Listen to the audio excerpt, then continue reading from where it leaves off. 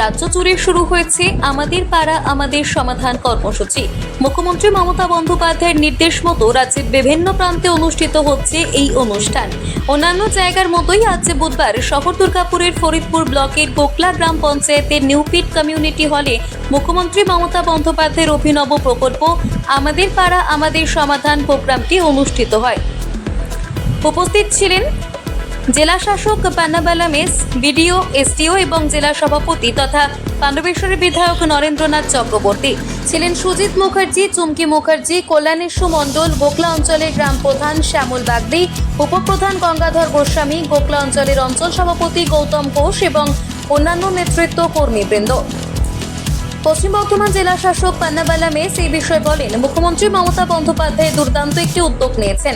এই প্রকল্পের মাধ্যমে সাধারণ মানুষ ব্যাপকভাবে উপকৃত হচ্ছেন।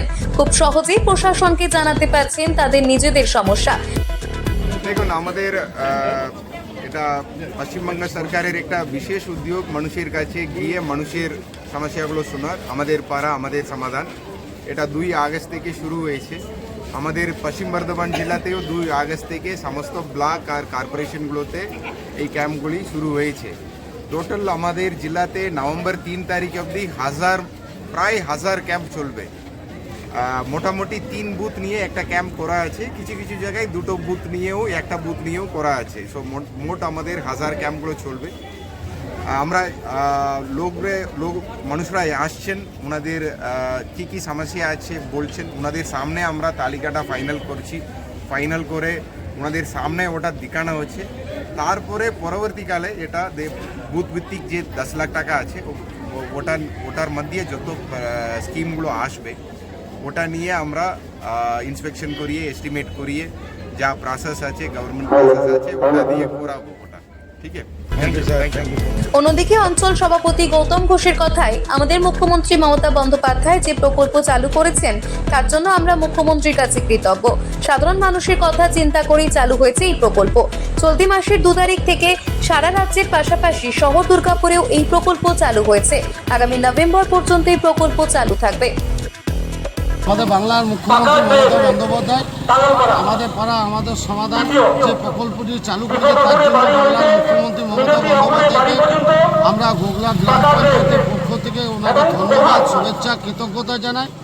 আমার গোকলা গ্রাম পঞ্চায়েতে 23টা বুথ আছে। আজকে প্রথম যে আমাদের পাড়া আমাদের সমাধানের যে ক্যাম্প হচ্ছে 136, 137, 140 নম্বর বুথের মানুষজন, যে সকল পাড়ার মানুষ আছে তারা এসেছে। এখানে সমস্ত পঞ্চায়েত সদস্যা, পঞ্চায়েত সমিতির সদস্যা, গ্রাম পঞ্চায়েত সমিতির সদস্যা এবং সর্বস্তরের মানুষ উপস্থিত আছে।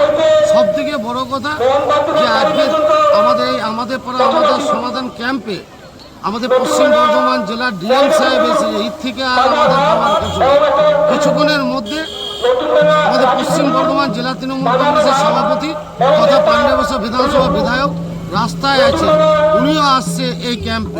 এই ক্যাম্পে শুধু আমাদের পাড়া আমাদের সমাধান নয়, তার সঙ্গে দুয়ারে যে সরকারি ক্যাম্প চলছে, কেউ লক্ষ্মী ভাণ্ডার, বিধবা ভাতা, বার্ধক্য ভাতা, স্বাস্থ্যসাথী কার্ড, কৃষক বন্ধু এখনো যে সকল মানুষ পায়নি, তার জন্য মমতা বন্দ্যোপাধ্যায় আমাদের পাড়া আমাদের সমাধান ক্যাম্পের সঙ্গে দুয়ারের সরকারের ক্যাম্প চালু করেছে।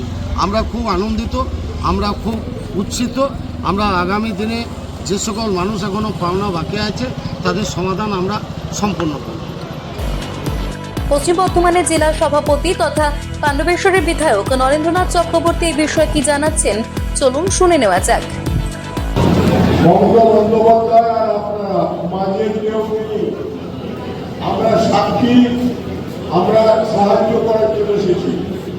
দিদি এই টাকা আপনাদের হাতে দিয়েছে, কোনো পঞ্চায়েত মেম্বারের খবরদারি চলবে না, কোনো পঞ্চায়েত সমিতি কিছু বলতে পারবে না, কোনো জেলা পরিষদ কিছু বলতে পারবে না, কোনো এমএলএ কিছু বলতে পারবে না। বলবেন আপনারা প্রত্যেক পাড়ায়, এটা হলো পাড়ার সমাধান।